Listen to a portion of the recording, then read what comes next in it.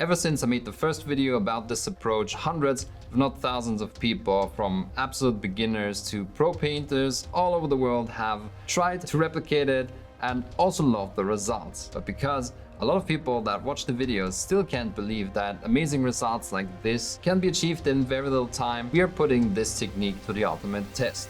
How fast can it get shit done? This is my favorite way to paint right now, simply because I can cover so much ground very quickly while the result still looks super unique. And I especially love it because it's so versatile, even though we are just using acrylic paints and brushes. No fancy gimmicks, well, except sponges of course, but you don't have to purchase any additional product like oil or enamel paints, no streaking grime, and you can avoid all the aggressive thinners that you have to use to work with them. And the good thing about this way to paint is that it's also looking amazing on the table, simply because we have a lot of options to push the contrast and make the edges more pronounced. We can vary the amount of layers, we can add more or less weathering, and it's just really fun to have this versatility all in one painting approach. And because I will be timing this, we might as well make this video the next iteration of the technique breakdown series. So besides speed, I will also give you my take on how approachable this is,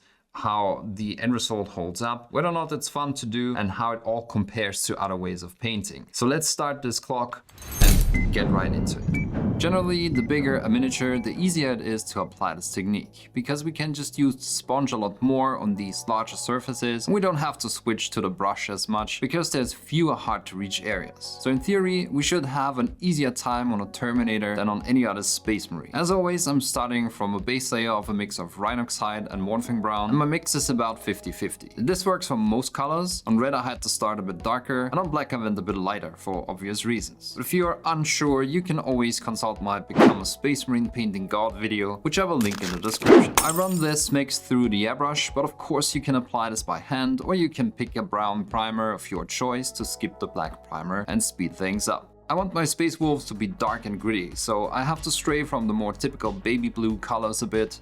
Here you can see that I mixed Ashen Grey and Grey Blue and then started to apply the mix with a sponge. The way I apply these irregular layers is that generally I make them more dense in areas that wouldn't get a lot of wear and tear, and let more of the base color shine through in areas like the edges that are more prone to being banged up. This way of painting not only makes for great battle damage, the great looking irregular pattern of paint buildup also looks like the paint has been exposed to heavy external influences for years or decades, and it is starting to show. I'm continuing to just dab on the sponge that is well soaked with undiluted paint until I cover any parts of the mini that I can properly reach. However, some parts just lie too deep, and the sponge is also too large to reach the smallest recesses on the mini, like on the feet where the armor has this extra scaffolding. So eventually I'm switching to an old brush and stipple all the parts I couldn't reach with the sponge.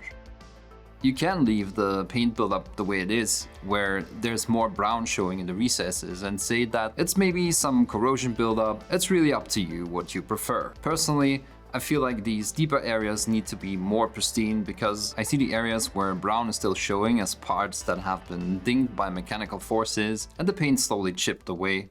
I also make sure that areas of the mini that I want to highlight are covered in more consistent layers of this base color, so that I'm not stippling the highlight color over the brown, which messes with the brightness I want to achieve. Then eventually I added more Grey Blue and stippled on my first highlight layer. I'd say this is a ratio of 1 part Ashen Grey and 2 or 3 parts Grey Blue, as I want to reserve the pure Grey Blue for my brightest highlights. As you can see, I'm starting with the sponge again, dabbing on paint in these easier to reach areas, and I'm going for acetyl light and volumetric highlights.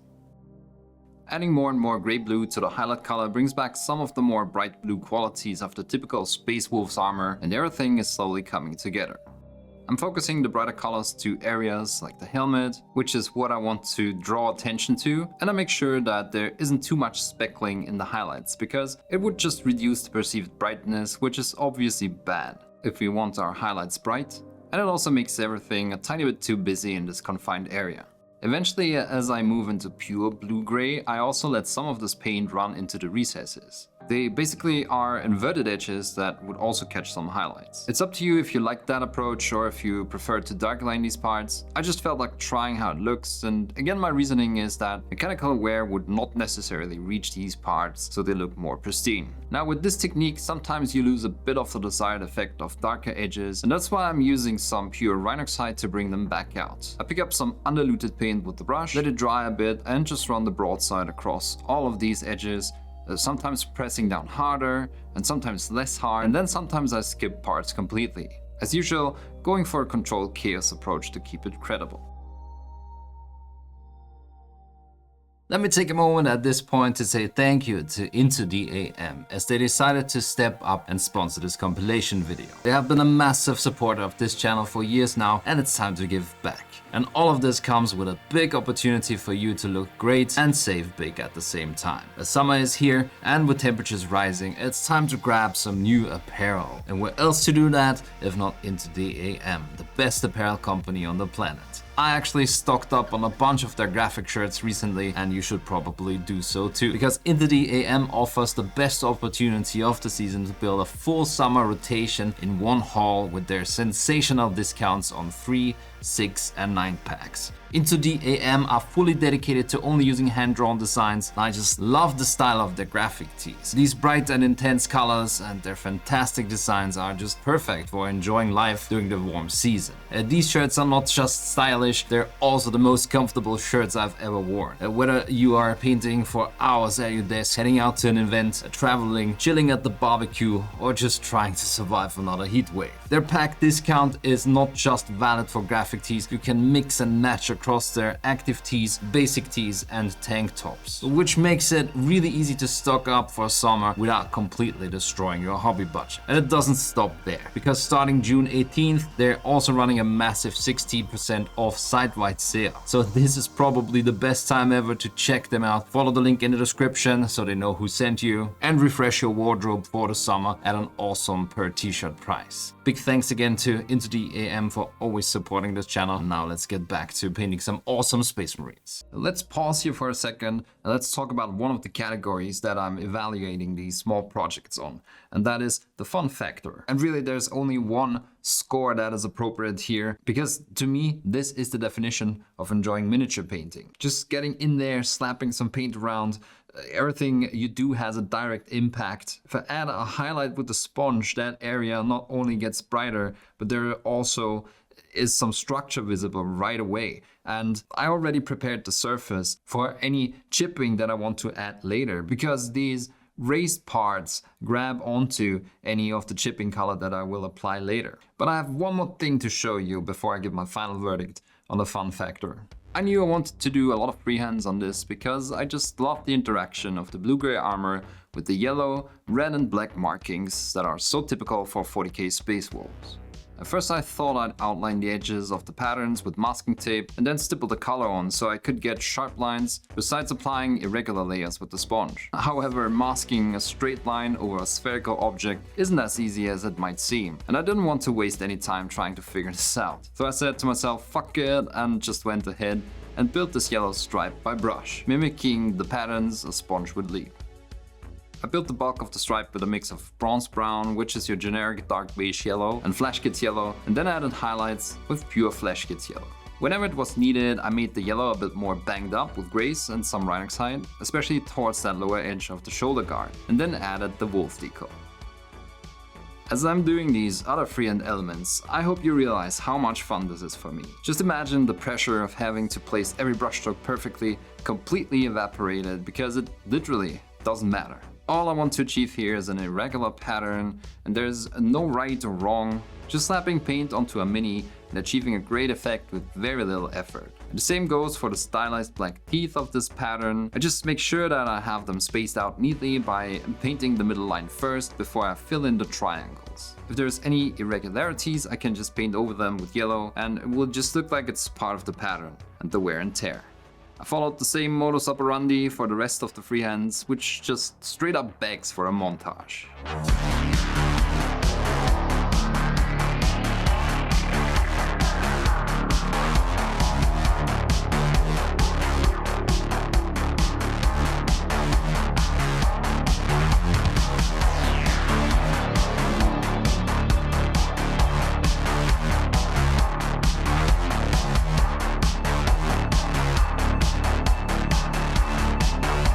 But yeah, in case there's still any doubt about how much fun I have doing this, here it is, my final score for the fun factor. I also quickly did the bolter casing, and when I say quickly, I mean it. I think it literally took about 3 minutes. All I did was to dab on some scarlet blood over the brown primer, and then I darkened the edges with charcoal, which sets up an edge highlight with metallics, which we will cover after the next step.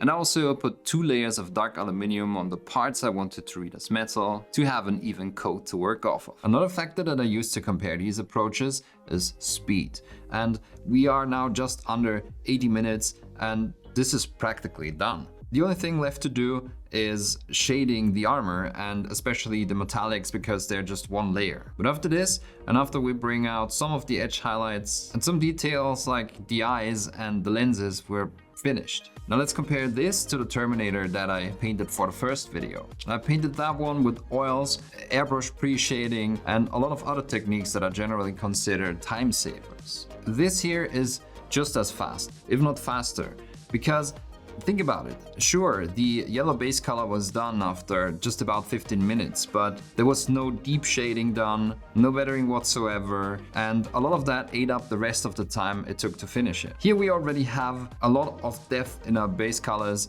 battle damage, the edges are somewhat defined, and the only thing that is really missing is just a wash and a dry brush to make the edges stand out. So I'm not going to give my final verdict on speed yet, but this is definitely up there with the fast techniques. I used Imperial Fist contrast paint to give the metallics a yellow golden tint, and then give it a second pass with about 2 parts to 1 part burnt sienna ink mixed in.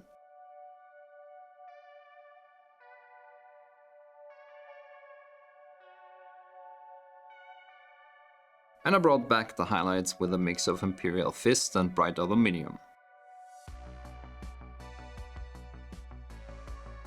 Then I finally shaded everything with diluted burnt umber ink, and I added a bit of dish soap which breaks the surface tension and makes the ink a bit more runny, which helps with forcing it into the recesses.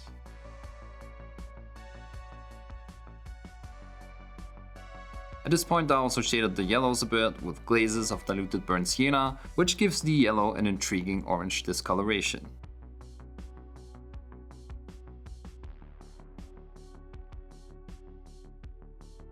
After this was done, I mixed some graphite by AK Interactive into the burnt umber and shaded the rest of the metallics.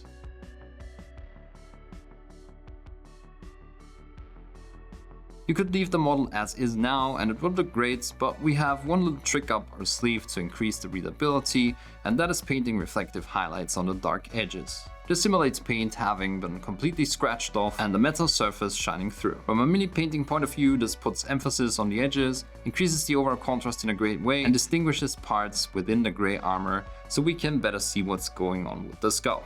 And it looks better on the table too.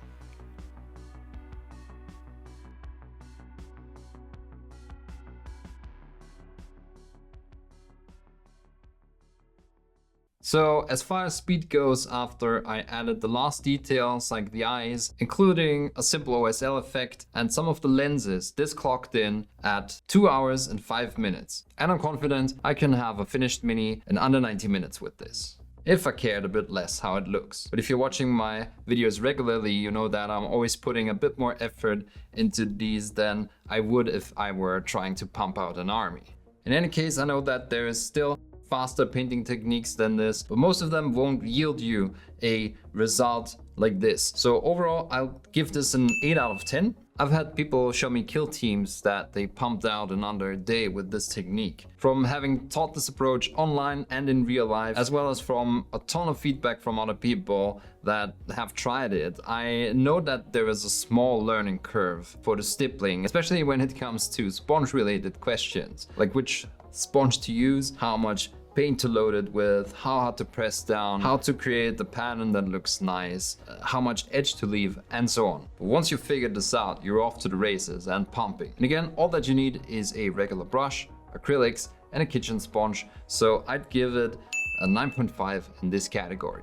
And last but not least, I know that it's not everyone's cup of tea, and it's not necessarily true to the lore of how Space Marine armor works and how it is kept in tip-top shape by a million of servants. But this is the grim darkness of the future, and if I look at this mini, I believe that there's only war, and this dude has spent centuries fighting in them. And that's why I would give the end result a 9 out of 10.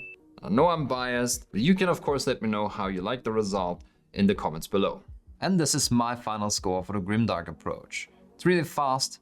Maybe not, I needed this done yesterday because my life depended on it, but definitely I'll get my kill team done and still have time to teach my kids the art of procrastination, all in one weekend fast. It's so simple to do, and it's almost criminal how good it looks for this little effort and narrow learning curve. It's the kind of painting that's so breezy, it makes you wonder if you missed a step. And all of that just contributes to the fun factor, because when painting does feel like you are making progress and the result looks solid, what more can you ask for? Besides maybe a miniature paintbrush with its own motivational stand-up routine. What you'll see in this video was supposed to be a straightforward paint job, but it turned into a really frustrating experience. The final result did turn out really great, but how I got there was not fun at all. So here I am to share the story of how a tiny Iron Warrior almost broke me even after 20 years of painting experience. I love the new Mark 6 Horse Heresy minis, and I also love the Iron Warrior's painting scheme. Such a great contrast, and how weird is this look on something like a Space Marine. And since a lot of you asked me how to do metallics in my Grimdark style, I thought this was a great opportunity to combine all of these factors. I didn't want to just paint the model out of the box, so I did a little kit bashing to make it more interesting. I wanted to have as much clean area to work with as possible, so I got rid of the skulls and the laurels on the chest and made sure all the surfaces were smooth. One thing I did before I started working on these was to order a few bits, because I really didn't feel like 3D printing parts this time. So I ordered shoulder pads and these Iron Warrior Mark 6 heads, but shortly after ordering them I got a notification that Games Workshop cannot send the heads and never will. Here's your money back. Well, we're off to a good start, but that was not gonna be the biggest source of frustration here. Only the beginning. So I grabbed this Mark III box and took one of the helmets, and that would have looked alright I guess, especially since Iron Warriors like these Mark III suits, but I wanted to only keep the visor looking part and put it on a naked head. For that I had to hollow the visor and had to make sure it fit with the rest of the parts on that Mark VI head. There's a couple of options for bionic limbs, especially in the 3D printing space, but I just grabbed this arm from the veteran kit simply because I'm lazy, and the clenched fist meant it would be a straightforward swap with the original hand on the chainsaw. Now when it comes to my Grimdark style, I don't think it does apply directly to metallics, because if you start from brown and apply metallics on top of it, it might just look like brown paint that rubbed off of a metallic surface. And I don't think that's going to make for a good look, which means I had to tackle this a little different. So I primed the mini black and applied a solid layer of dark aluminium. And then I gave it a wash of diluted contrast paint. The idea here is to give the metallics some color depth, and blue is really great for that initial steel look. As always, I'm directing the pigments to stay in areas that I want shaded, like the lower parts of the shoulders, lower parts of the chest, and below the collar.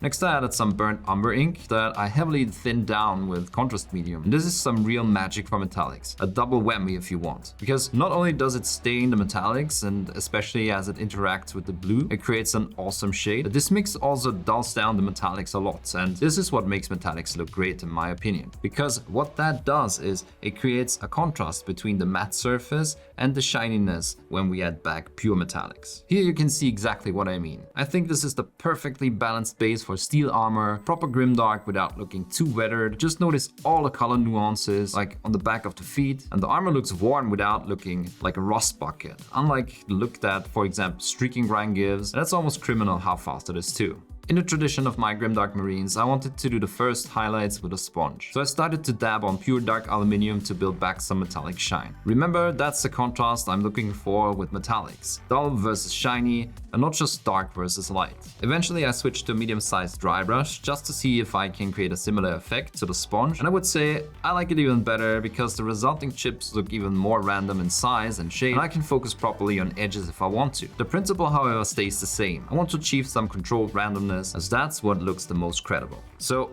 all of this has been a breeze so far. really quick, and the result looks great. And I hear you say, where is the frustration that you promised me when I clicked on this video? And let me tell you, up to this point I was really happy because it took about 20 minutes and I already saw the video title in front of me. This is how I painted an epic mini in under 40 minutes. But boy, was I gonna get hit by reality really hard here in a minute. I finished this step up by making some of the edges and higher up areas brighter by dabbing on white aluminium with a brush, covering less space than the layer before.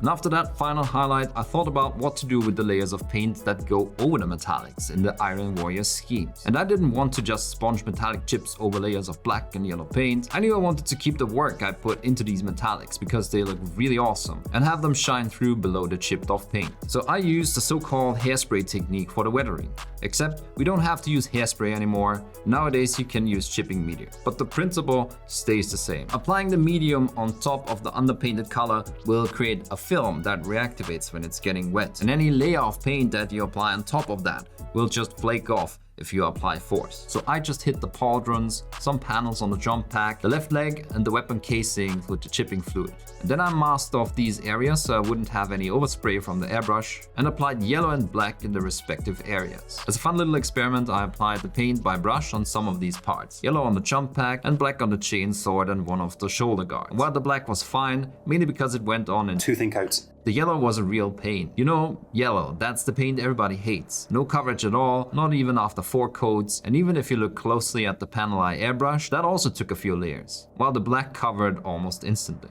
And I think that's the key here. Thin layers of paint makes this effect work. Just watch how I put some water on the paint layers on the chainsword and the shoulder guard, and with only a bit of scrubbing with the swab, it came off instantly. This means I had a lot of control since I didn't have to press hard, and I really liked the results. On the yellow, however, I had to really start scraping and even switch to metal tools so I would make a dent. But on the parts I painted by brush, not even that was working properly. Everything just felt gunked up and covered in too many layers of paint. And then ultimately, the inevitable happened. I had to press so hard, the whole layer of paint came off of the surface. And I guess that can be a cool situational effect, but here it was not the desired result. On the bright side, this also meant I could get rid of the layer as a whole without any damage to the metallic layer below, but man, what a waste of time. So I knew I had to switch strategy here, and I went for what I knew worked in the past. And so I painted the panels on the jump pack black, and the yellow parts I sprayed white first before I covered them in a thin layer of Imperial Fist contrast paint, just like I did for my Grimdark Imperial Fist Space Marine. This turned out to be really cool in multiple ways because it allowed me to create more than just one great effect.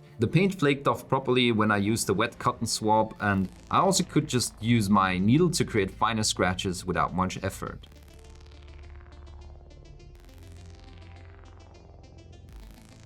But then another cool way to make the paint look weathered and beaten up is to scrub ever so slightly over the layer of contrast paint, which does reactivate with water. This way I could modulate the opacity of the yellow over the white, or even create flaked off paint that exposes the white completely.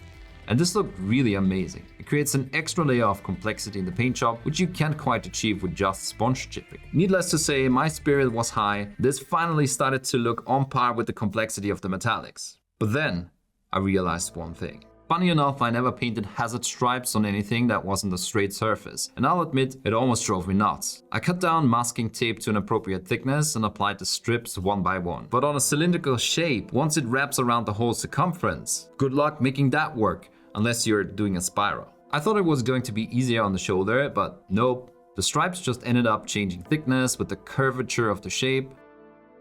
And someone that isn't as crazy in the head as me might not have a problem with that, but it drove me mad. You just can't get a straight strip of masking tape to bend around these curved and tapering shapes properly, and I even thought about sculpting lines with black masking goo. And I might have spent an hour or two trying to make it work, and I might have failed horribly, but I still have some dignity left, and I'm going to spare you the visual evidence of this travesty. Ultimately, I don't remember how much time I spent on this, but my small brain just couldn't figure out the solution. I was almost going to give up at this point, but then I figured I could just have the stripes cover the front half of the cylinder, and it would work. but that still left me with the pauldron problem. Ultimately, I decided to go with something I saw in an Iron Warriors artwork a while ago, where some of the hazard stripes were painted on incompletely on most panels, so that's what I went for. Problem solved instantly. I just masked off the yellow accordingly, airbrushed on the black stripes, and then scrubbed off the rest of the yellow layer. Last but not least, the unstable nature of contrast paint, when confronted with its mortal enemy water, allowed me to flake off some of the black hazard stripes for a cool effect with no effort. So that's what I did until I was happy with the amount of weathering, and then finally added a chapter symbol on the left pauldron. At this point the yellow still looked a bit flat, so I carefully glazed on layers of burnt sienna ink, which results in an awesome shade of orange. I could even create some subtle streaking effects by running the tip of the brush downward while the ink layers were still wet. And I also gave the black parts a few layers, just to build variety, as I did not bother to highlight the black, because at the core of this paint job was still the idea of speed and using the techniques as effectively as possible. One thing I thought about was to darken the edges of the armor like I did with my other Grimdark Marines, and I think you could do that carefully, but I just prefer the contrast the really shiny metallic edges give. I think ultimately I would reserve the darkened edges for something like a dreadnought or any bigger vehicle. I went for a rather pale skin on the face, painting the final highlights with a slightly blue highlight color so it would contrast against the mostly warm overall tone of the rest of the mini. And I also had some fun with a small OSL effect on the chest panel of the armor.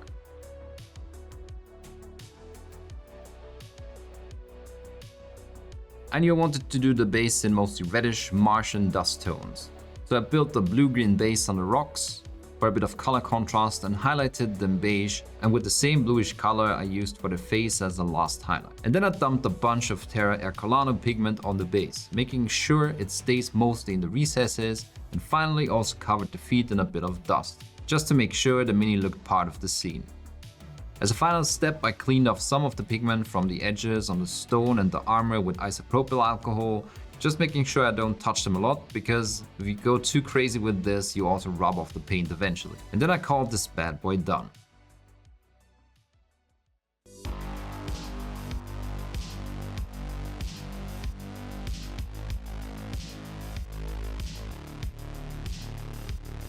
So I have a lot of mixed feelings with this. The Grimdark approach for the armor worked really well and it was super fast, but the momentum completely vanished when I hit the problem with the chipping medium in combination with yellow. And at that point I could have just gone for the quick solution and some sponge chipping, but you know that this channel is about experimenting and taking any hardship as a sign from the God Emperor to try harder and make your vision work. Also, I'm a stubborn bastard. And again, as so many times before, I ended up learning a few new tricks, which is always fun. And it's great to see that even after 20 years of painting, there's still things to discover and room to grow.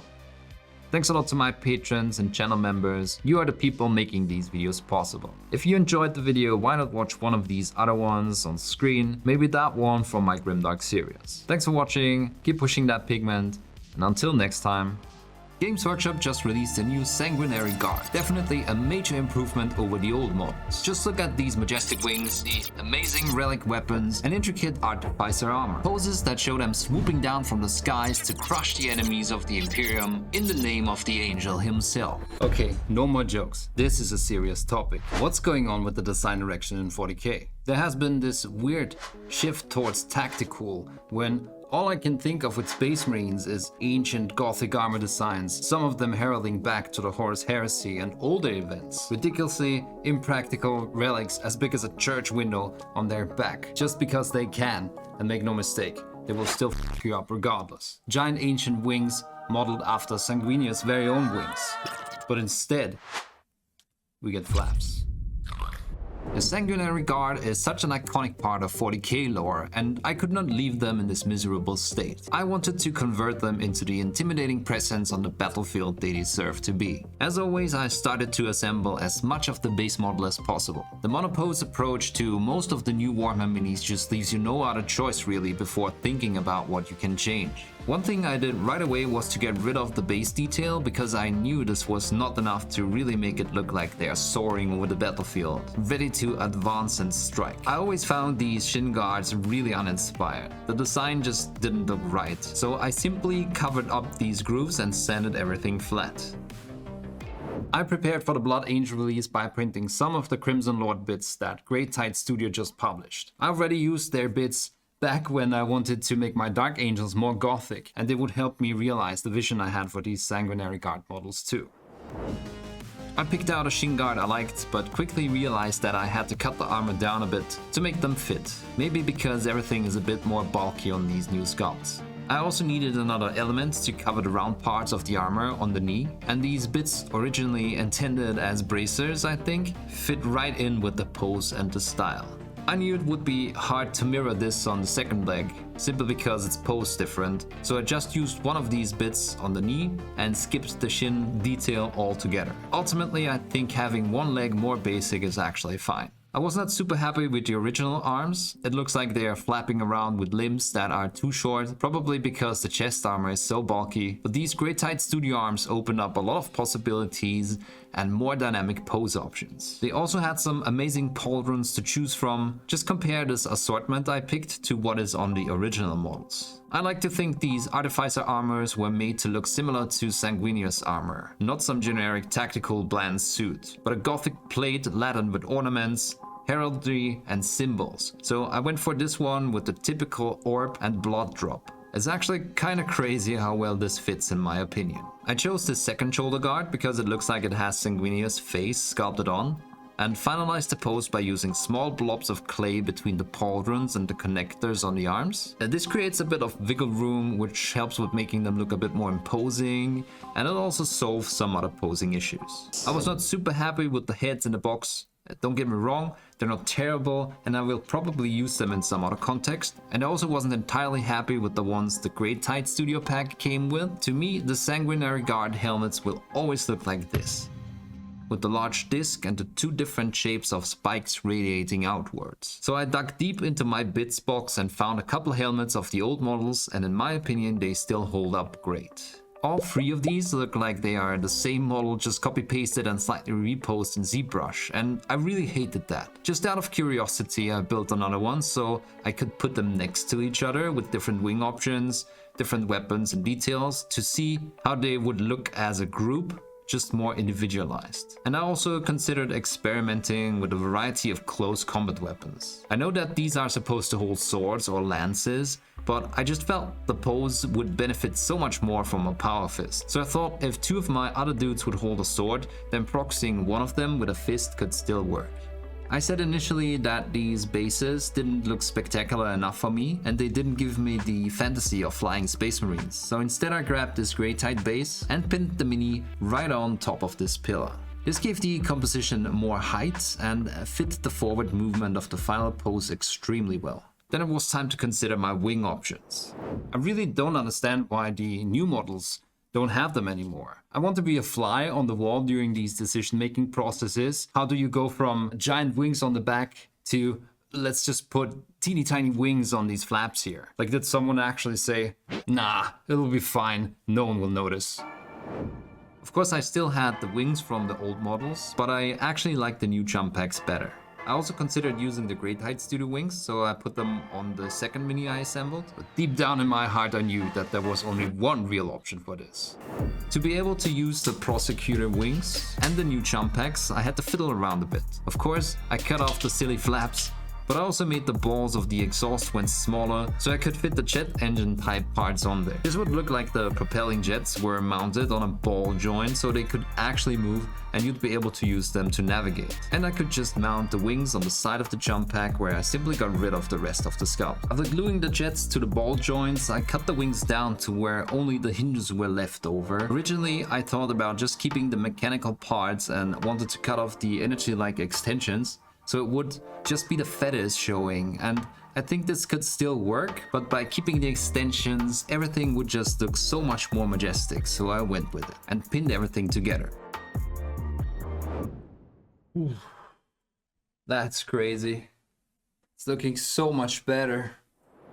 Now it was time to paint this bad boy, and because a lot of you have asked me how to paint Grimdark Custodes or Grimdark Gold armor in general, the idea was to paint him in my Grimdark Space Marines approach. Recently I experimented a bit with different Rattlecan primers and I found Color Forge to work really well for me. The result is relatively matte, smooth and not grainy at all. They also have a ton of different color options. I'll put a link to them in the description if you want to check them out. I use their Hyrax base as a base color because, as you know, brown works really well in my Grimdark approach for a lot of different colors. I dug deep into my stash of metallic paints and found that Necro Gold by Scale 75 would fit my idea really well. And I started sponging this paint all over the model. I did not leave out any particular areas like I usually do in my other Grimdark videos. Instead I tried to create a base that looked gold but at the same time had a lot of brown still visible, so it would look really ancient and discolored as well as being exposed to physical impacts all the time. I was not sure yet what I would do with the feathers, so I also covered most of the wings the same way, and back here you can see the texture really well. As usual, I switched to small sponge pieces and a flayed brush to reach all the areas I could not properly get to with the large sponge,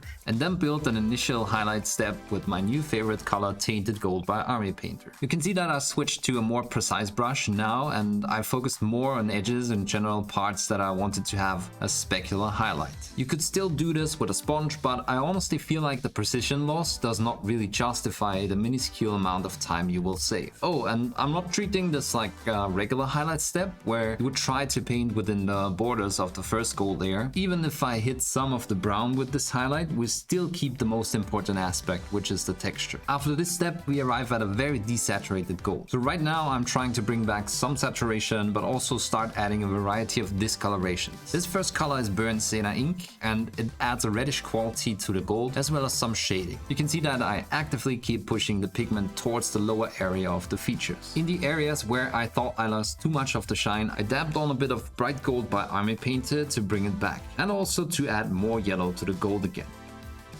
Next up, I mixed Incubate Darkness with a bit of Burnt Umber. This color built some great turquoise discolorations that work extremely well with copper colors and dark golds. But I'm not slapping this on all of the mini. I rather focus on particular areas like the feet and some parts of the pauldrons. And I also added to one area of the helmet.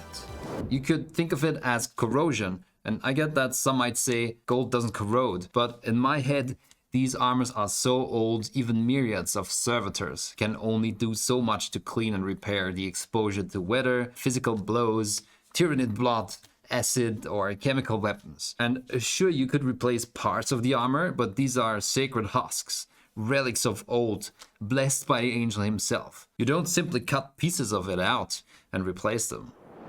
Then I'm gradually adding emerald to the base color and I'm covering less space, focusing more and more on the recesses.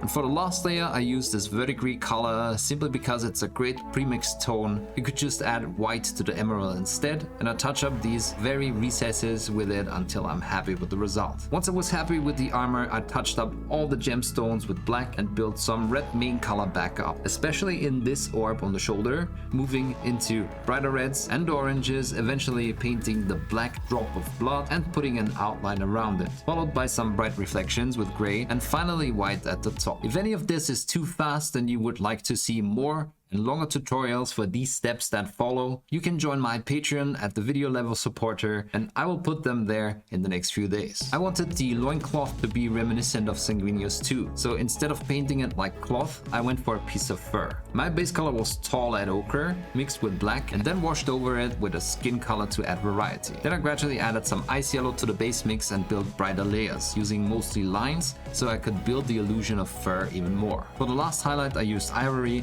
and then I added black lines to build the spot pattern. I gave the feathers on the backpack a splotchy layer of medium sea gray by AK Interactive and gave them a layer of thin down umber and some dark turquoise I still had on my palette to make them look old as well, and then built an initial layer of white where the feathers met the energy extensions. Then I built a gradient from white to the black of the tips using my airbrush. I'm trying not to go too fast here so I don't have any speckling hit the gold parts and so my gradients are smooth. Once I was done with the black and the white gradient, I used a 1:5 mix of Talassar blue and Aethematic blue contrast paint and I layered it right on top of the gradient. To keep everything coherent and not to introduce too many new colors, I wanted the sword to be a similar color and also built the gradient on it with the airbrush, using a piece of masking tape to shield the other side of the blade each time. Then I added an edge highlight with pure white and also freehanded a lightning pattern of crackling energy on top of the gradient, followed by a few layers of my contrast mix. After that, I only had to pick out some spots of the lightning with a very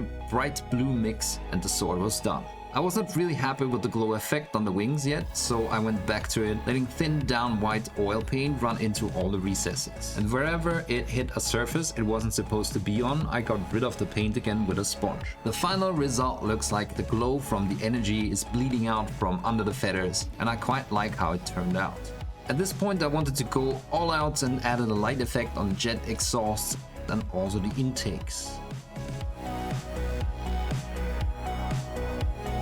And then also gave the plasma rifle a glowing heat effect. And now for the final reveal.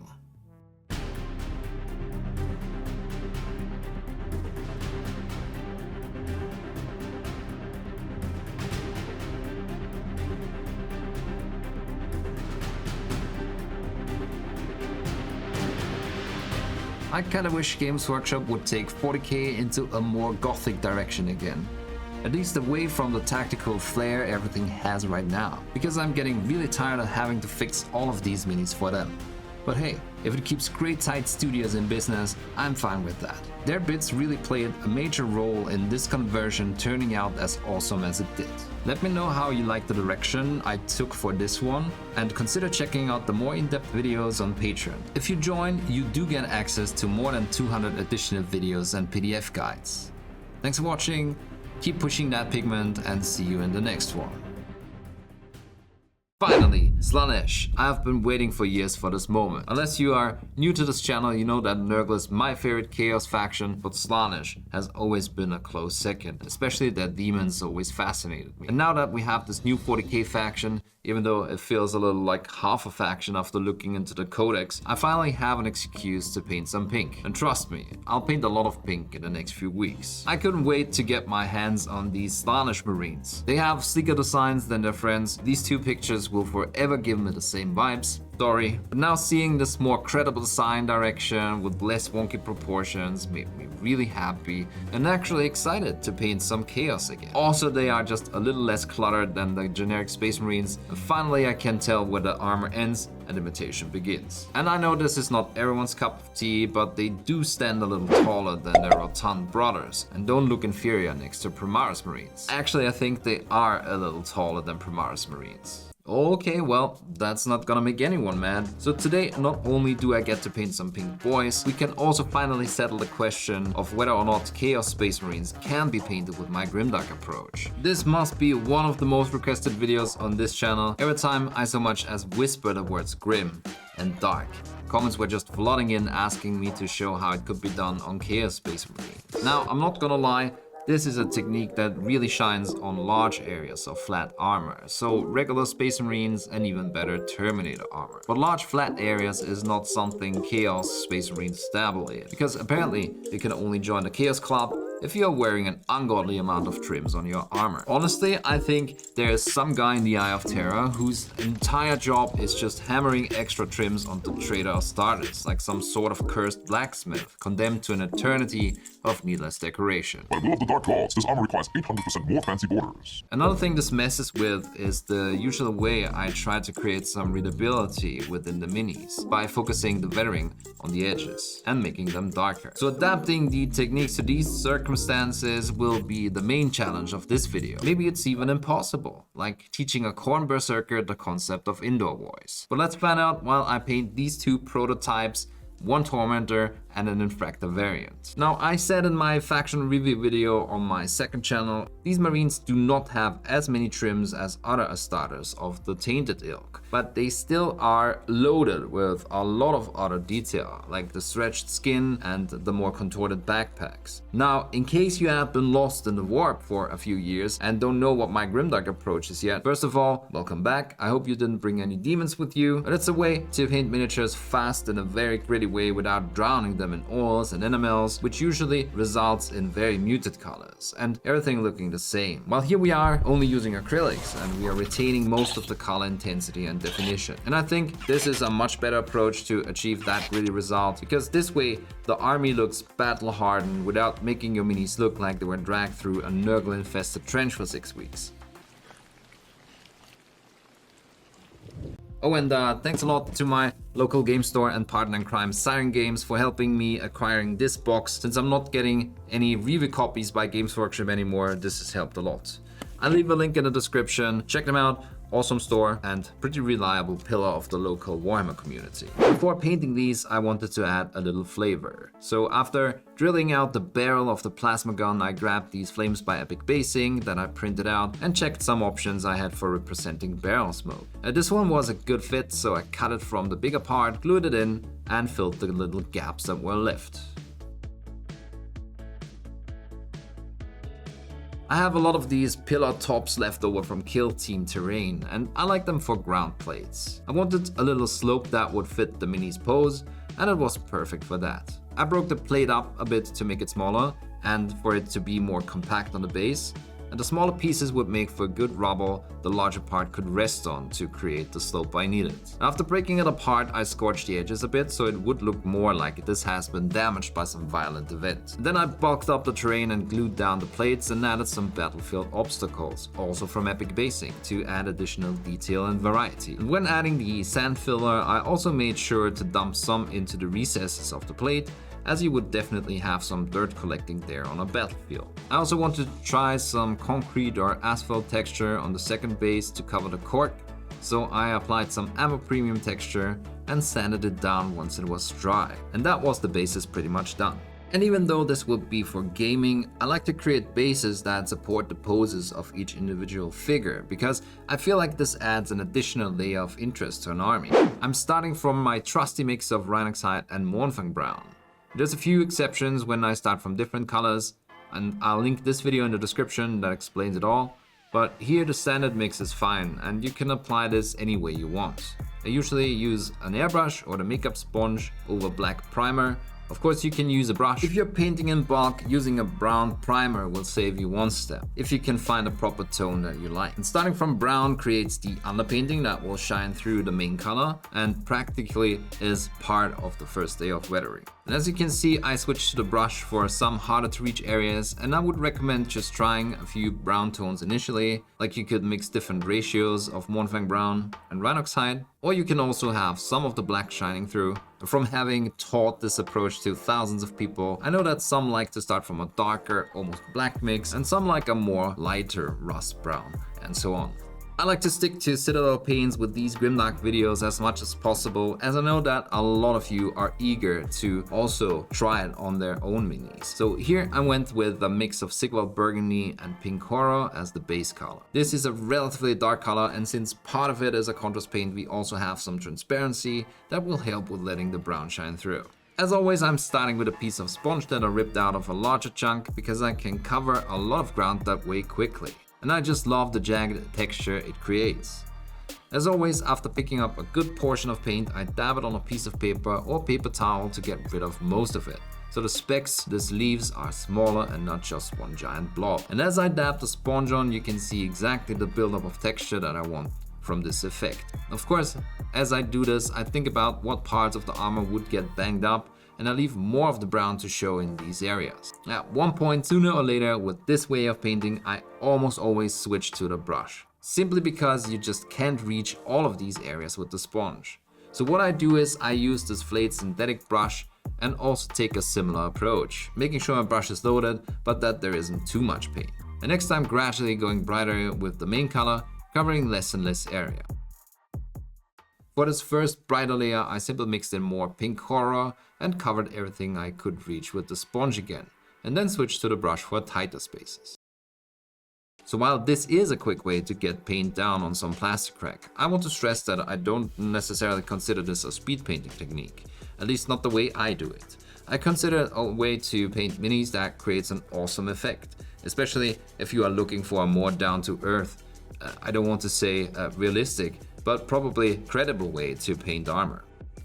So my point is, I'm spending a bit of time to get the paint in all the tight spots, but I also make sure all areas are highlighted in a credible way. Here on the shoulder guard, that means placing the highlights more on the upper areas where more light would hit. The same goes for the chest plate, for example. And another thing is that I like to put some highlights on these inverted edges, since while corrosion might accumulate there, you don't usually get these areas to be banged up, so I like to keep them intense and bright by letting some highlight color run into the recesses. So for the last two steps of highlights, I used pure pink horror and a 50-50 mix of pink horror and this medium skin tone. That results in a slightly yellow finish. What I love about this way to paint is that you can learn a lot of what makes a miniature look good without any stress or having to strive for these perfect blends. Like here on the helmet, I'm just having fun with the shapes, placing highlights fast and loose, and I'm not paying too much attention to smoothness. I'm just making sure they're in credible places, so apex points on the beak,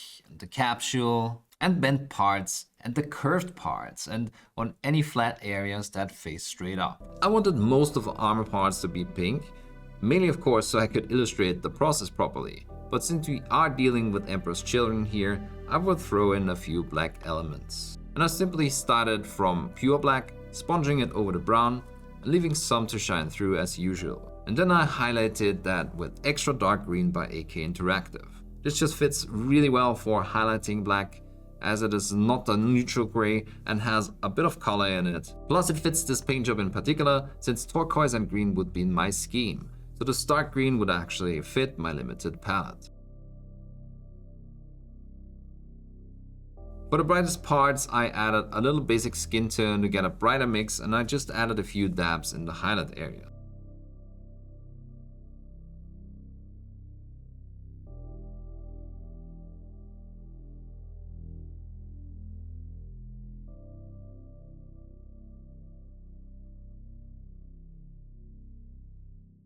And speaking about limited palettes, I used Rhinoxide and Athena Skin as a base color for the stretched skin parts. And what I did was I tried to paint lines on the surface, kind of tracing where it would stretch due to how it was mounted and draped around these rivets. I highlighted that up with pure skin tone and added a little white for specular highlights.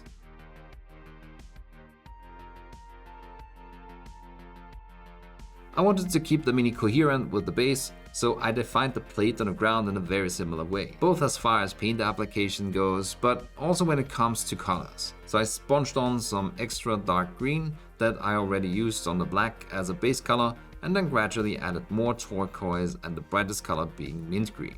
This is a really intense result, and you could leave it that way, but I toned it down with a few washes of burnt umber and burnt sienna.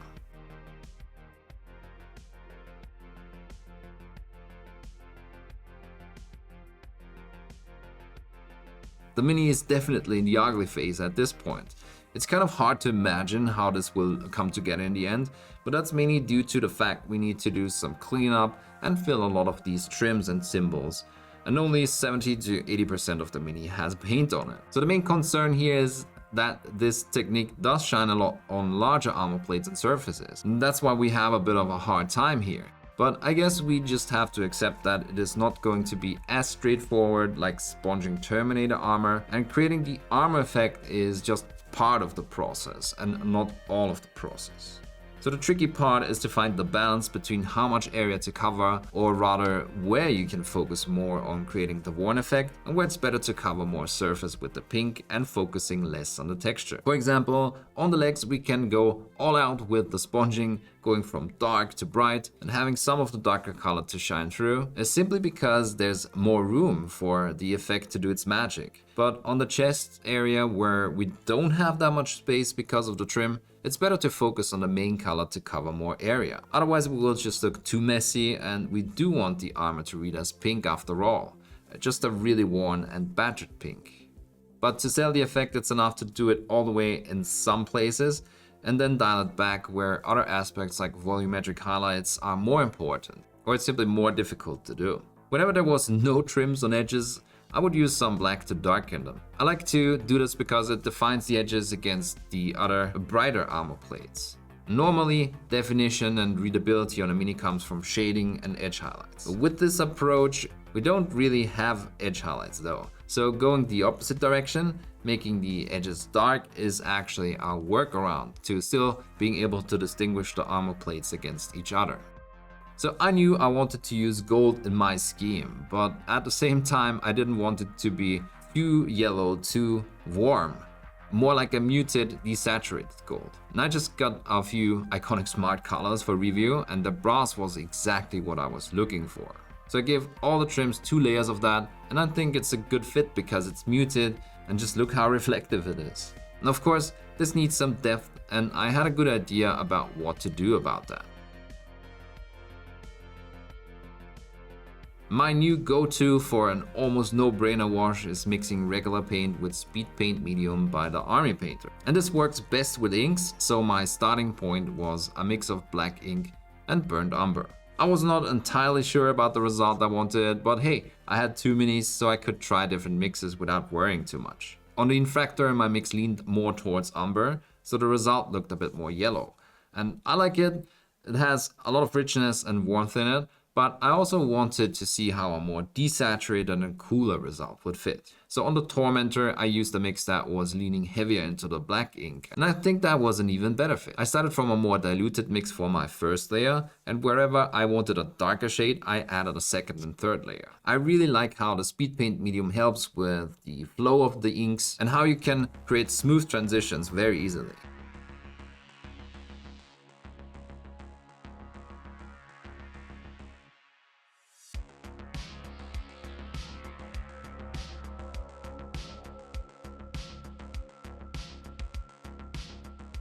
I slapped a relatively thick layer of this mix on the sword and the rest of the metallics, and then sponged a few chips on for some structure.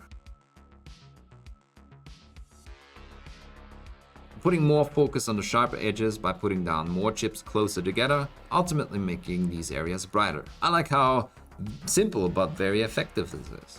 I give most of the steel metallics a wash of Sigwell Burgundy to give them a magenta shine and more richness. Basically again using a color I already had in my palette to draw everything together, and then use the brighter metallic paint to define the edges.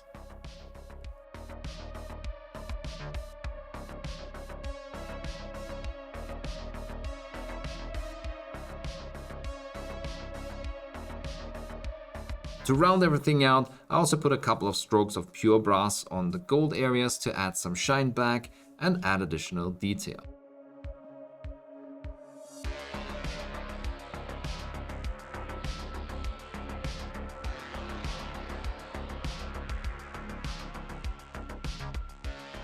And speaking about detail, with the bulk of the paint job done, I still had the plasma rifle to paint, and I wanted that to stand out. My idea was to add a hot pink glow to the plasma coil, which is why I had to start from white to get a really intense color going. And I usually do this by using oil paint because it's really easy to apply it, especially in the recesses, and it's easy to fix spill. So I was mixing up a little paint with some thinner, and covered the coil and the recesses around the nozzle. See how the paint creeps into the crevices and leaves the higher up parts a little darker? And that's going to help with the hot glow effect. And wherever I had some spill, a cotton swab soaked in a little thinner would easily fix that.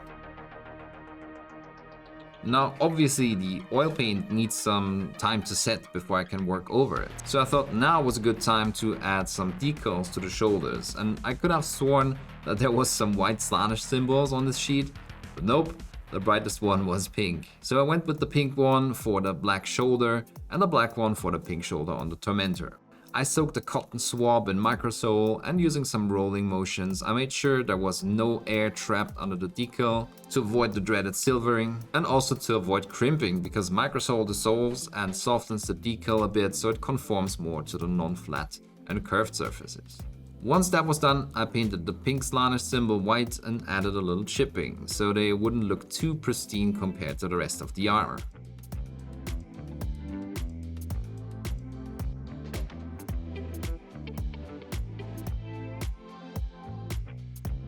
So this is an optional step in my opinion, but I really wanted a bit more turquoise in this scheme, so I started adding verdigris to the gold trims, starting from this stark mix of turquoise and burnt umber, and applying it over the darkest parts of the gold, and then later gradually going brighter. I also wanted to add some streaking, particularly over the black shoulder and white symbol. And thinking about where to start the streaking, I decided to go for that top rivet and pull down a wider line of the darker turquoise mix, resting my fingers on the mini so I could do a steady stroke and then pull the brush down with very long motions so the lines will be as straight as possible. And after that first wider line, I painted on more confined ones with a brighter mix until I was happy with the result.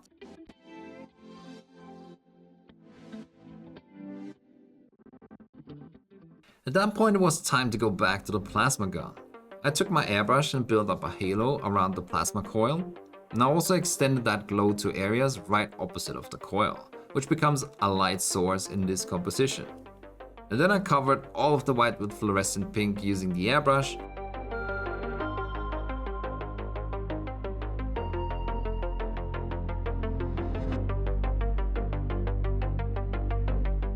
And I also let that run into all the recesses I couldn't reach with the airbrush. So as light radiates out, its intensity decreases with the inverse square of distance, which is known as the inverse square law, and is just a fancy way to say the further away a feature from the light source, the darker. So I needed to tone down some of the bright pink area as it radiated outward, and I did that by airbrushing on a haze of purple fluo on the edge of the pink. Now any edge that is next to or facing the light source will be very bright, and that's why I put some pure white on these features.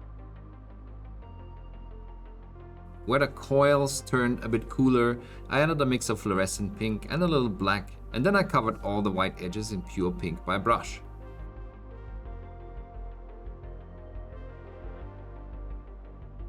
And I also needed some white on the hottest part of the plasma.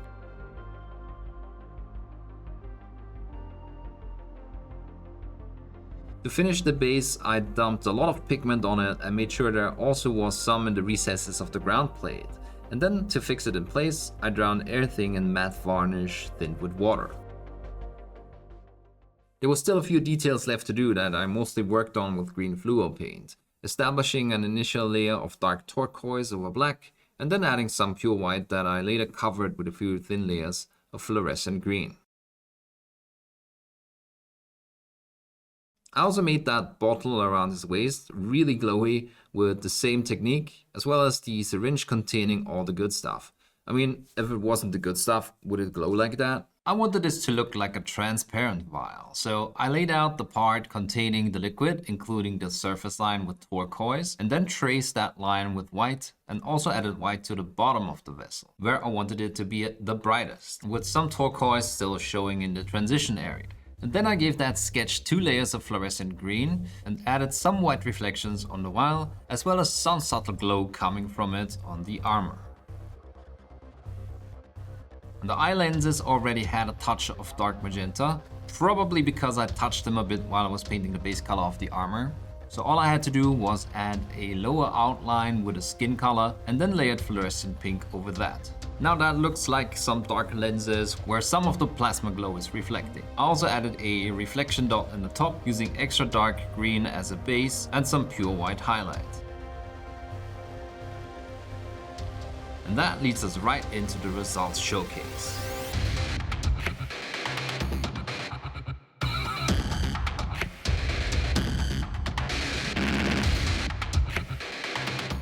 So can you do this method on Chaos Space Marines and will it still look great? Well, we already established that this is a bit less effective on these tight spaces. I still like these results though. Yeah, it's a bit tricky, but I thought of getting rid of a few trims in some of these more obscene Chaos Space Marines in the future, so they're a bit closer to how the new Emperor's Children Marines look, where they don't have trims on the lower parts of the legs, for example. And again, if you can show the effect on some parts that have a bigger area, like the pauldrons for example, you can go a little easier with the effect in other and smaller areas. And considering this is a really unique approach and rather different from most other ways to paint, I still think it is worth doing it on armies. It's relatively fast, you don't need any special products, and it feels like you are actually painting and deciding things creatively, instead of just going through through the steps of a base layer, wash, edge highlights, and then dumping a lot of streak and grime on it. Or dry brushing on black and white and putting a layer of contrast paint on. Again, that's perfectly fine if you want to be fast, but if you are looking for something that lets you express yourself through painting, like I am, that might just not be fulfilling enough for you. In any case, let me know what you think about these and whether or not you have tried this way to paint already, or if you think on doing so. I'd be curious to hear about how it worked out for you. And I hope you'll find as much joy with this painting approach as I did over the years. Thanks for watching, keep pushing that pigment, and I'll see you in the next one. Grey Knights, the Emperor's secret demon hunters. Space Marines crafted from the genetic lineage of his most perfect self. Because during the Horus Heresy it became clear that Chaos established a foothold in the Materium. And that's why the Imperium needed a different type of transhuman soldier, as Space Marines had proven susceptible to the whispers of Chaos. So the Emperor, personally contributed his own genetic material that was used as a base to create the Grey Knights. Which means at some point, Malcador probably stood in front of him with a golden chalice saying the words, "Sire, into the cup." Some say that moment alone generated a new minor chaos god, the god of awkward eye contact. And that's, my son, is how Grey Knights were born. And that's also why, like the Emperor himself, they are psychic and immune to the corruption of chaos, which is called the Emperor's gift. So in a sense, the Grey Knights exist for one purpose only: to punch demons so hard they forget their own true names. So pure are they in their existence that they look like noble paladins in sacred armor, shiny and polished and simply flawless perfection. Which is exactly why I wanted to paint them. Right? Wrong. See, everyone paints their Grey Knights with that perfect bright silver, clean highlights, and maybe a splash of blue glow. But ever since we cooked up the Grimdark style based on sponge painting and unleashed the first Space Marines on the world, people have been asking non-stop how to adapt this to Grey Knights. And the question on everyone's mind is, how would they look if they have been fighting in the warp for 100 years and the last servitor has gone mad and had to be put down decades ago? So that's what we will do today. But while it would be easy to just repeat what we did in the very first video, I want to try something slightly different. And I have no idea if that will work. And yes, these are the converted Grey Knight Terminators from my last video, where I resized them using modern Terminator bodies so they don't look like angry silver toddlers next to Primaris Marines. The conversion video is on the channel if you want to see how I made them look like they belong in the current range instead of a 2008 time capsule. So today we are drawing it all together by painting these guys up. So lean back, light your incense, and let's see if we can give the Emperor's purest demon slayers a look that tells 1,000 stories from the warp. I started from a black base coat. Right on top of that, the idea was to add a really intense blue. So I dug up my Chimera colors again. Now, of course, these single pigment Chimera colors are really intense, and I'm a bit worried that it might be too intense. And I'm aware that I'm experimenting on a miniature that is kind of unique because there's a lot of time invested into the conversion. But even though I'm slightly worried, I think this could still be cool. So let's continue with the next step. And so I slapped on 2 layers of phthalo blue, but it was quickly obvious that this would look over the top and even slightly heretic. It would produce the kind of glow leading to the Inquisition to schedule a friendly chat about your life choices. Investigation title, Suspicious Pigment Activity. It's the sort of blue that says, "Yes, brother captain, I swear this isn't Tzeentch's favorite shade." And as you can see, it became more evident that this just wasn't it, once I applied the metal colors in particular.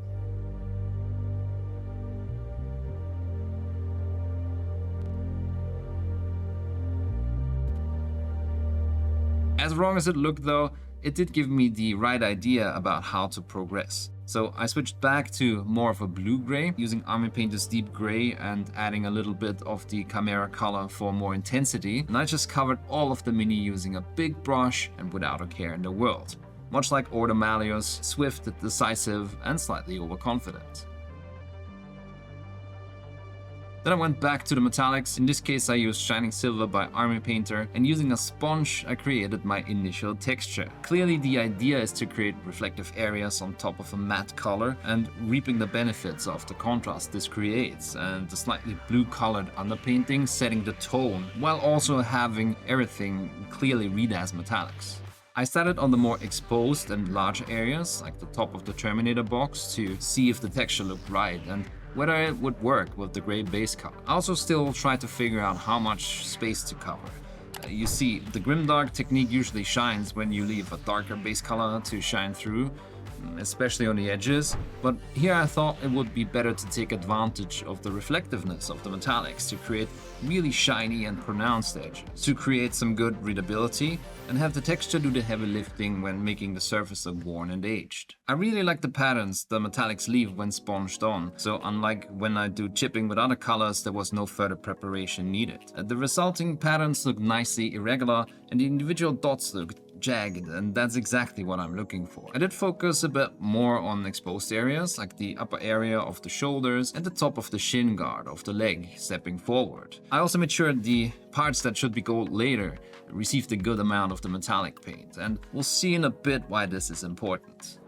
Usually in these videos, what I do is I invest a little extra time into cleaning up the results. I know this sounds whack, but what I mean is I will take a brush and put in some extra stippling in harder to reach areas, basically to try and avoid the result looking like a random mess done by a sponge and more like an actual piece of armor that just happened to be exposed to all kind of things that would make it deteriorate.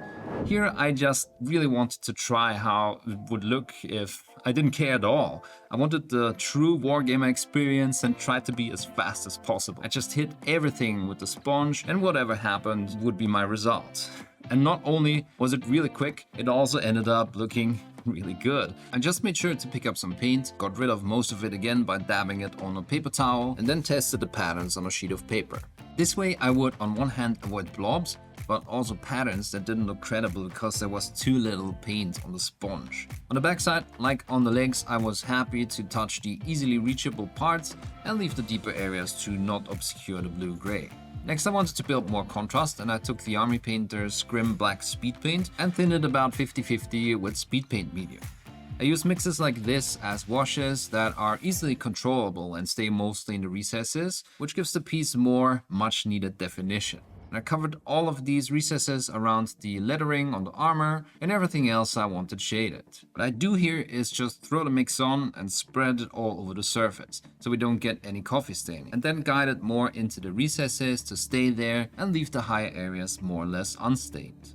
I would usually use a little speed paint medium to make absolutely sure there is no residue on the brighter surfaces. Just wipe everything off with the medium. But here I didn't go to this length because I knew I wanted to add another highlight anyway. So having a slightly darker layer of metallics as a base for that was fine. At this point I started working on the gold. And you can see that the whole piece is rather dark, but it will be alright eventually. Since the areas I wanted gold were already metallic and shaded, I only had to stain them slightly. And for that I used Imperial Fist contrast paint mixed with a little burnt sienna ink to make it darker. Now this builds a nice muted base color for the gold that fits perfectly with the darker theme, almost giving it a reliquary-like tone. And any of the gold parts I wanted darker, I covered in thin layers of burnt sienna until I was happy with the intensity and hue.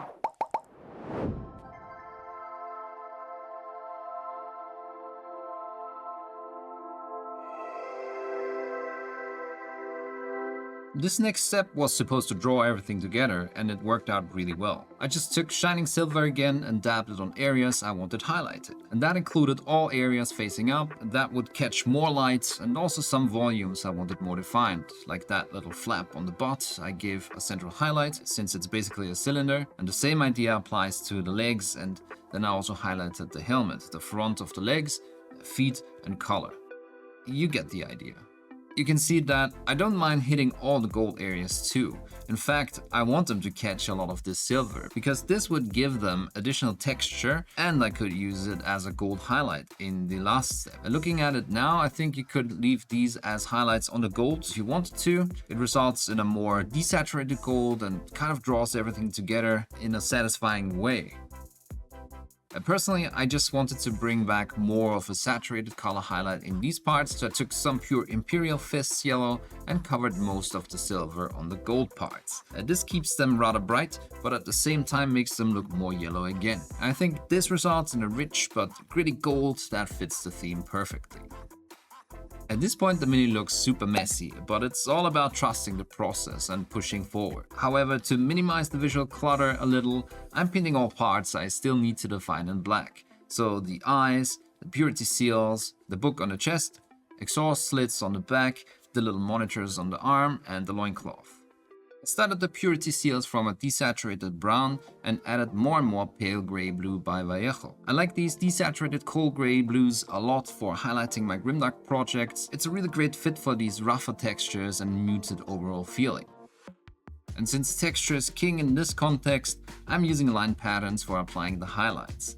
And that really gives the paper some weights and also an aged result, almost making them look like they went through 500 sanctifications each.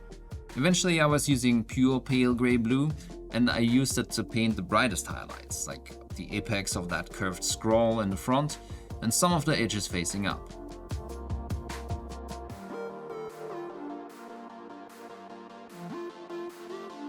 The wax got a layer of red right over the black base color, and I made sure to leave out all the shadow areas, so they would stay extra dark. And then I gradually added highlights with a desaturated color. This light red by Ionic did the trick nicely, but of course you can just add a beige to your base red to dial back saturation. These personal heraldry shields are always my favorite things to do. They are kept in red, white and black, since these were the colors the first Grandmasters used when the Emperor personally told them to go forth and bully some demons. The shields tell of great deeds performed by their bearers, each icon having its own obscure meaning. More obvious, the skulls telling of grand demons slain in battle, and down to small things like which color is above the other, alignment of panel divisions, or crenellated lines signifying other more cryptic details of a life serving the Emperor. And of course, red, white and black always works really well with the overall gritty theme, especially if you weather them up a little. I started by stippling on a darker red over the initial texture, making sure that it looked irregular and had some of the metallics shine through here and there, of course mostly on the edges. Midway I switched to a brighter red to add even more texture over the darker red, and then once it was dry I painted the foundation for a white stripe right down the middle. Again starting from a darker color, basically mixing my desaturated pale grey blue and a little black, and then gradually adding white as I stipple on more and more layers. I grabbed a couple of these mighty brush decals that are really awesome and have a lot crisper lines and edges than most Games Workshop decals, and I picked out a red skull to put in the middle of this white stripe, and I found some white swords to put in the red. Swords were a little big though, so I had to freehand them instead.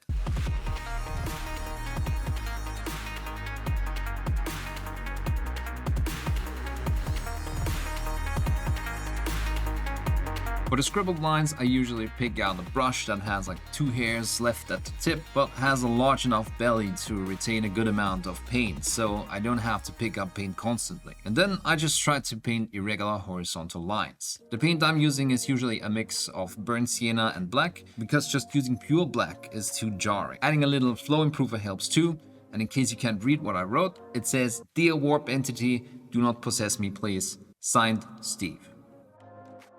I'm also using this paint mix to add a little discoloration to the heraldry, just hitting the lower edges and thinning it down a lot to wipe over the surface once or twice. I started the loincloth with a base color of extra dark green by AK, but that turned out to be a little too dark. Maybe the name should have given that away. So instead, I only added a little bit of that paint to pale grey blue again, and covered most of the cloth. I made sure to drag my brush across in a line pattern, so very small specks of this dark color would still show, so I guess the darker green had a purpose after all. Now I'm adding more and more pale grey and gradually cover less and less area, eventually only hitting the more exposed folds. You can see that I'm using horizontal strokes again, and I think this is what I like the most about this style of painting. I can just take one of these older brushes that is splitting a bit at the tip, and it opens up all these opportunities for additional texture. Here I can just do a single brush stroke and the individual hairs will leave a couple of parallel lines, and that is exactly what I need here to make this look like heavier and structured material. I wanted to add some detail to this large surface, but I also wanted to keep the time investment down while being able to add further features later on. So I only did this red outline, and whenever I have more patience, I will add some more Imperial symbols and shapes. I thought it would be a nice contrast to have something that looked more technologically advanced in the mix, with the more archaic look the armor had now. And the monitors on the medic arm were a great opportunity. I painted them in darker base colors like green and red, and then built a gradient with pure white and transparent layers. Then I covered these gradients with bluer paints corresponding to the main color. I did the large one in orange and then went back to the mighty brush decals, and I really wanted to make the Pong game work on the monitor, but unfortunately it was too large and there was just no way. So I went with the heartbeat monitor instead. Of course I had to integrate that with the rest and build an outline with white before I partially covered that with Imperial Fist contrast paint. My idea to make the Nemesis halberd feel in-universe was to keep it almost black with a few bright blue and white glowing edges. I wasn't set on how much space these brighter parts would take up, so I started from white just to make sure. Then I covered that in Pilar Glacier and a little Aqua Alchemy turquoise, and the slightly irregular layer that resulted is just fine, because that just adds to the chaotic feel of the energy patterns. And then I gradually added a dark blue to the mix and built some more erratic patterns with different brush strokes, while overall slowly darkening the flatter areas. Eventually moving on to black, only leaving small lines of blue on the edges, and then dabbing on pure Aqua Alchemy for additional detail and variation.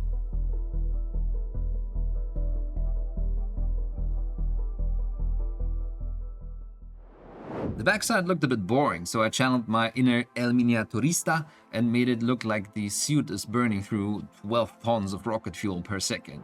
Using white oil paint to set up the bright underpainting, letting it run into the recesses, and then building a more general glow with a few bursts of white through the airbrush.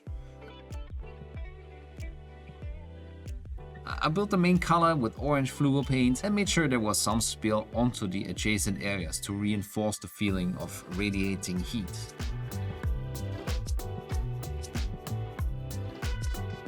And then using red fluo paint, I made the top part of the exhaust darker, and then using my new secret weapon, liquid enamel fluo pigment, which makes this a lot easier, simply for the reason of being so intense and opaque at the same time. It makes it superfluous to add back another layer of white before the yellow. And once it's dry, you can see that this step makes everything come together nicely.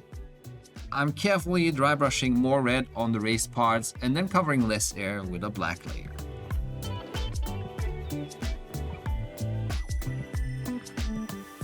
I already had some red spill on areas that would reflect the glow, so I only had to add some white that I covered with a layer of orange fluo, and I think that makes the effect look perfect without too much work invested. I painted 2 dots of white following the shape of the eye lenses, and then covered it in a mix I originally used for the halberd base color. That stained the white a bit, and also added that slightly glow from within effect to the recesses.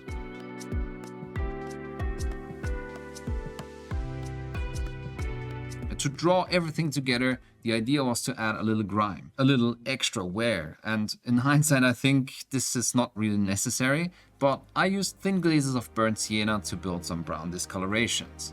I think it looks fine in some of the darker areas, like on the underside of the helmet, near the scaffolding on the backside of the legs, or around these spherical parts. But I don't think I would cover any of the raised areas again the way I did. Last but not least, I painted the stones on the base in a brown-gray color and then dumped some Martial soil-colored pigment on the base. And I also dusted the feet a little to make the mini look part of this world. And then I called it done.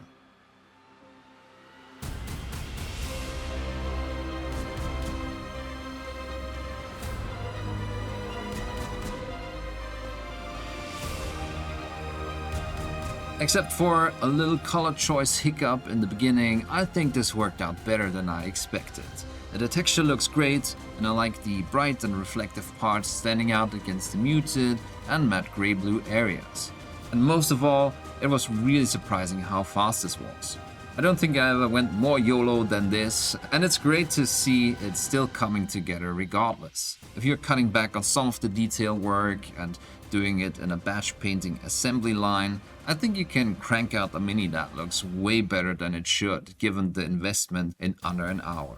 In any case, let me know what you think, and remember, I have tons of videos covering other Space Marine chapters in this Grimdark approach, some of which you can see on screen now, and you can just click any of these thumbnails to watch them. Thanks a lot to my Patreon supporters. After all of these years, you are still the reason why this channel exists. Keep pushing that pigment, and see you in the next one.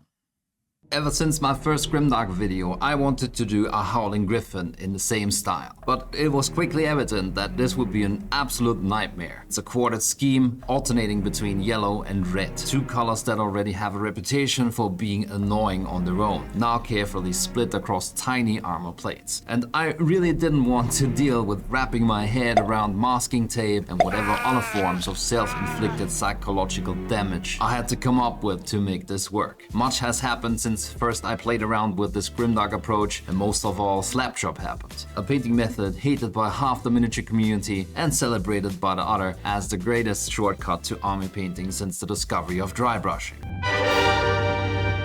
Slapchop started out as a troll, but ever since the guide hair storyline turned into painting folklore and still refuses to die. Oh, guide hair. We often know that these things take a life of their own in the mini painting space, and painting memes become actual techniques. So here we are, and countless videos later, Slapchop is a well-established method. And ironically, it also might have provided me with the breakthrough idea to my Howling Griffons problem. And the fun thing is, I have no clue if this is going to work and whether or not it will look good or end up looking like a Terminator that was primed using ketchup and mustard. But today, we're going to answer the question, can you brute force one of the most annoying Space Marine schemes by throwing the combined force of the most ridiculous painting approaches of the last 5 years at the problem? The idea behind Slapchop is doing a grayscale pre-shading, defining the features of a mini with dry brushing, building highlights and shading, and then covering the gradients with some kind of contrast or speed paint to stain the value sketch in a particular color. This saves you highlighting and shading all the individual elements in different colors and speeds everything up massively. And I'm going to do something similar, only that I will combine this with the structure that sponge painting provides, before finally painting the quartered paint scheme on afterwards. But let's take it step by step.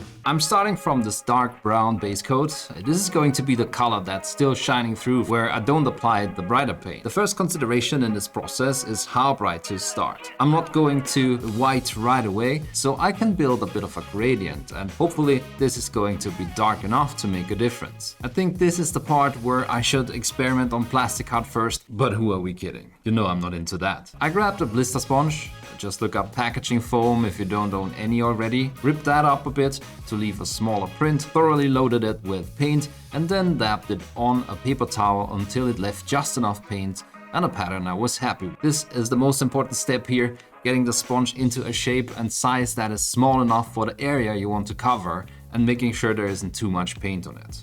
You still want there to be enough paint so you can work with it for a while and not having to dab it back into the paint every 3 seconds. I'm beginning to cover the larger panels, and I'm starting in the middle so I can see the patterns properly and to make sure I don't cover the edges too much. So I'm gradually building this layer of paint, making sure it covers a bit unevenly so we get that battered and aged effect. And yes, this feels as satisfying as it looks. Sponge make texture, brain happy. Then I'm gradually moving outwards, pressing down more carefully towards the edge, and you can see that I'm switching to smaller pieces of sponge when I cover these smaller panels, or harder to reach areas.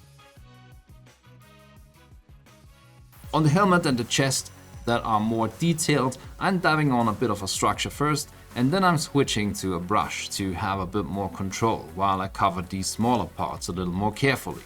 And even though I'm using a brush now, I try to mimic the pattern of the sponge, so I mostly use a dabbing motion while doing so. And then after covering all these hard to reach areas, I'm switching to pure white, and you can see that I place the gray more densely in these parts that I'm now applying the white on, so I don't have too many dark spots showing through the brightest parts. It's a good value step up, so I'm somewhat positive there will be a bit of a gradient showing up once I start covering this with the contrast paint. I want to cover a lot less area with this layer, so I'm switching to the brush a lot earlier. And as you can see on the helmet, for example, I'm putting a little more thought into where I place these layers of paint. As you can see, I'm creating a highlight pattern, placing more white on that one side of the armor and the parts of the helmet that face straight up, while keeping the gray in areas that curve down. At this point I feel like I lost a little too much of the dark and weathered parts of the panels, so I'm using black and I'm running it across most of the edges and wherever I want to add more chipping and wear. And this brings back a lot of definition and readability. Now this clearly is an ugly face if I've ever seen one, so I'm doing at least a little cleanup with black, basically covering everything I later want to paint in metallics, like the chest eagle and the scaffolding on the back of the legs. This part usually goes really fast, and of course the biggest time sink is working more deliberately and carefully on these more delicate and harder to reach areas where I switch to the brush. And you can just not do that to speed things up and stick to the sponge as much as you want to, but I just like the more refined look that the brush offers. Now looking at it in this stage, I'm genuinely not sure if I have discovered some kind of galaxy brain shortcut or just invented an especially complicated way to ruin a perfectly good Space Marine. I had a lot of requests to show how this approach would work for chapters like White Scars, and I guess here we are, and you can let me know how you like it. Apparently we're doing tutorials within tutorials now. But yeah, I think this is a great setup for the contrast step. The panels already have a texture, the gradients are there, the chipping is there, and all of that before I even touch the actual colors. And normally with Howling Griffons you have to carefully paint the main color transitions, switch color between every highlight, and make sure you don't have any bleeding over. But here the heavy lifting is already done underneath the paint and without breaking out in sweat, not to ruin anything, at least in theory. Because this entire thing now fully depends on whether the contrast paint will cooperate or completely betray me the second it touches the surface. The thing I worried about was opacity. I was a little scared that the red could just go on and swallow everything I did so far. So for the first layer, I thinned down this Blood Angels red a lot. However, it quickly became evident that this wasn't it, and I just have to use the paint more or less out of the pot. So next I'm using the undiluted contrast paint, just trying to cover as much ground as quickly as possible, spreading out the paint as evenly as possible, and I gotta say, I kinda like the result. The red does look very intense, and yet the chipping still shines through enough. And we can see even the gray and the white underpainting look different. So I'll call this a win. I can just go fast and loose with the main parts of the scheme, like the legs and the arms, but of course I have to slow down a little in the areas where the colors meet. So I'm covering most of the area that needs to be red, and then I'm trying to find the middle by looking at something that is smaller than the whole panel. For example, the smaller panel on this spot protector. And then I'm dragging the brush downwards in a fluid motion, inching ever closer to that middle point of the element. I'm not good with straight lines at all, but doing it this way has helped a lot. Once the line is established, I'm just adding a bit more paint to make the surface more evenly covered, and then I'll move on and paint the rest of the red parts. Again, slowing down a little for these more crucial parts, like the helmet.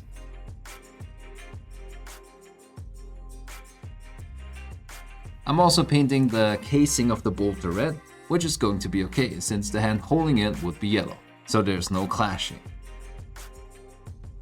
I moved on to add the yellow, and I think you can see that the plan is coming together nicely at this point.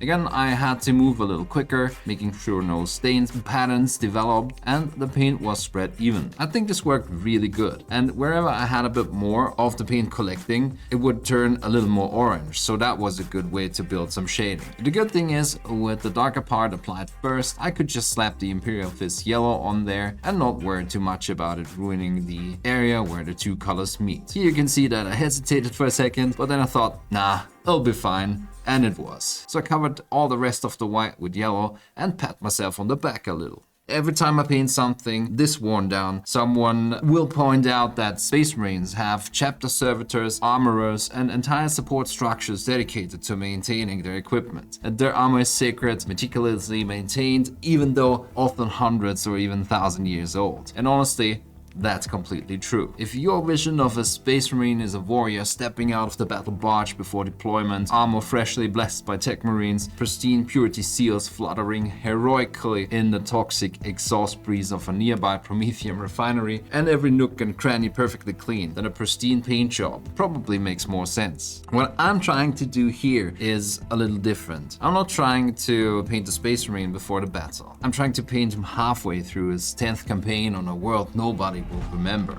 3 weeks into a siege, covered in dust, soot, scratches, fuel stains, and all the other things that happen when you spend your life fighting in a universe that has somehow managed to make every planet look like the worst industrial accident imaginable. So for me, Grimdark isn't really about lore accuracy, it's about storytelling. And the scratches, dust, and wear are here to suggest history, and to make it feel like this Space Marine has actually existed in the setting for a while, rather than being frozen in time at the single most photogenic moment of his career. I quickly covered all the metal parts in a medium metallic tone, and then also ran the brush across some of the darker edges, mainly because I felt the red and the black edges in combination looked a bit too dark overall, and the reflective metal paint adds a bit of a bright accent to the edges, making everything a lot more readable.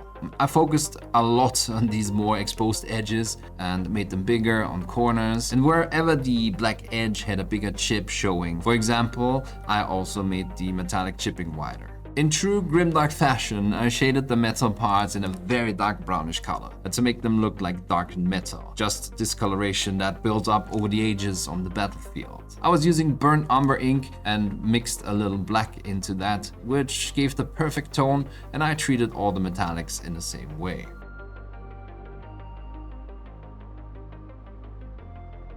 At this point I also wanted a little more variety in the yellows, so I grabbed burnt sienna ink. However, I didn't want to take up too much time after everything was rather fast up to this point. So I mainly built a bit of shading using a few glazes like in the lower parts of the knee and the legs.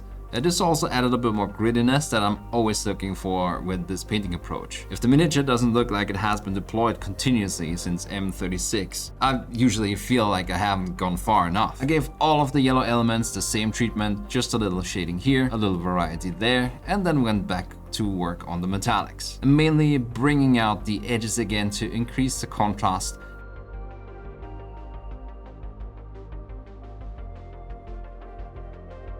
and I also added some scratches and dots to bring the texture in line with the rest. To make the eyes look like they were glowing, I first gave these lenses a solid layer of white, and then washed the recesses with green contrast paint. The transparency helps make it look like there's just a hint of light staining this area green. And then I covered the bright areas in green fluo paint. This took about 2 or 3 layers. And I also gave the same treatment to the rest of the lenses. As a last step, I also glazed over the surrounding areas with a thin layer of fluorescent paint, and that finished off the glow effect. Next, I wanted to give the exhaust vents some kind of special effect.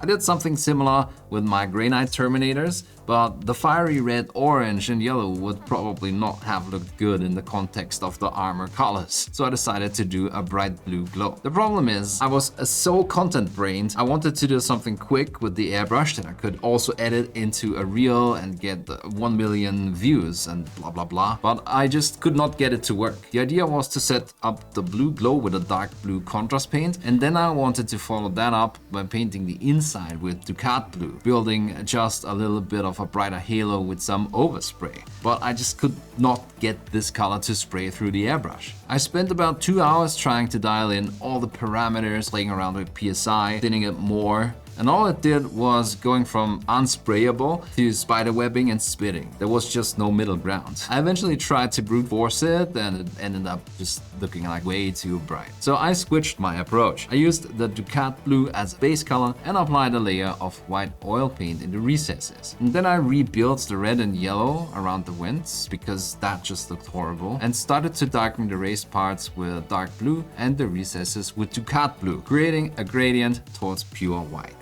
I outlined everything with Ducat blue. I just love the intensity of this color to create at least a bit of a glow effect on the adjacent parts, and then went on to darken the top parts further to make them look colder than the hot glowing parts. And down in that corner where I kept the bright white, I also highlighted the edges in white to make the glow effect more credible. And then I stippled on a few highlights of red and yellow to make the restored panels more in line with the rest of the armor again. So yeah, there's no quick and easy marketable approach here, just good old brushwork. And of course my first impulse was to leave this out completely, since, well, quite frankly, we look at what is doing really well on YouTube, and it's these fancy tricks that are fast and still look good on first impression, or these massively impressive results using fluid paints and other effect products. This video could just be about how well the pre-shading worked with the contrast paint, and it's a really quick fix, and see you in the next one. But heck,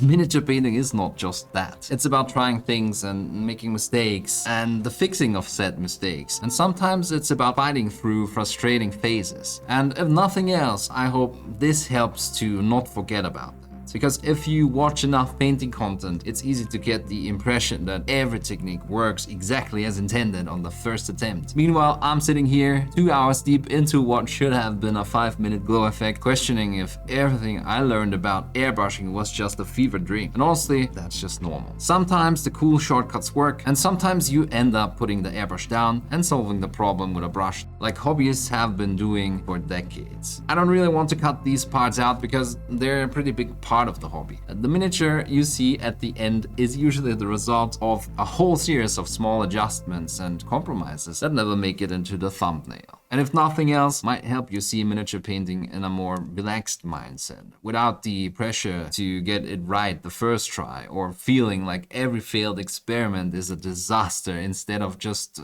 another step toward figuring things out. Anyway, with the vents finally behaving themselves and my dreams of a 500,000 view airbrush reel thoroughly crushed, it was time to move on to the next step. So I slapped on some decals the usual way, making sure they conform to the surfaces. Then I started scraping off little chips and scratches with a sharp blade.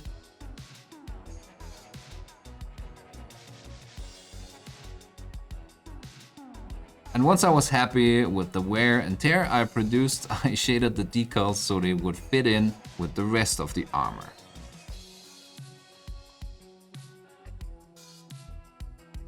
And then it was time to address a bit of a problem. You see, there's no official Howling Griffons decals, so I ordered some third-party ones. But just like always when I order something, it just gets stuck in customs for weeks. And because I didn't want to postpone this video for a still unknown to me amount of time, I decided to just freehand it. Because clearly, this project had not yet contained enough opportunities for catastrophic failure. And I started sketching the major parts with black, and since freehanding something over an area you already invested a lot of time into can be nerve-wracking, I prepared the paint a little before getting started. I'm usually adding a brush tip of dish soap to increase the flow and break the surface tension, and then some drying retarder. As you will see here in a minute, this allows me to wipe away the paint if I make a mistake. And that's really important, because now I can work a little faster and looser without having to worry about ruining anything. I'm usually trying to start in the middle of the motif I want to paint on, which usually makes it easier to make sure it will fit and look centered. In hindsight, I should have pushed everything 2 millimeters further up, as the legs ended up a little too close to the lower edge. Now here you can see that I can simply wipe away the paint with a moist brush to correct my sketch. And after the rough overall shape was done, I refined the outline and painted over it with a solid layer of black.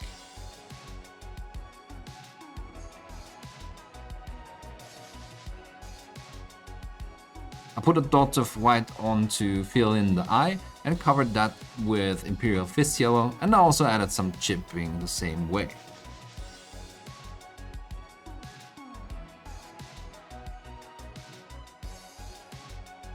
For the base I used my usual super glue and earth approach, painted everything in dark brown, and then dabbed on an appropriate amount of pigment that I fixed with water. To make it look like the mini is part of this environment, I mixed a bit of the pigment with white spirit and let that creep into all the recesses on the feet and lower legs, which made them look covered in dust. As a last step, I dry brushed the raised parts black, which makes this look like some kind of soil was blown over an ash field, and it just makes for a great visual, looking devastated but not too monotonous. And here's the result.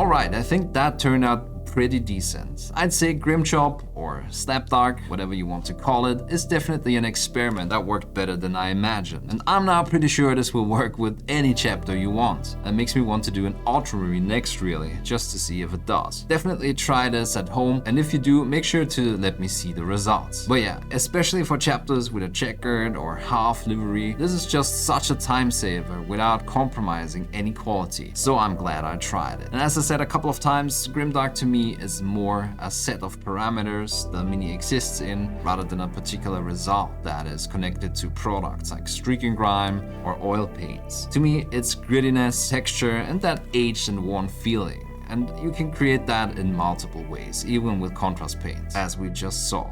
For me, this is just the fastest and most convenient way to create something like this, and most importantly, it's the way I enjoy the most. Let me know how you like the result in the comments, keep pushing that pigment, and see you in the next one.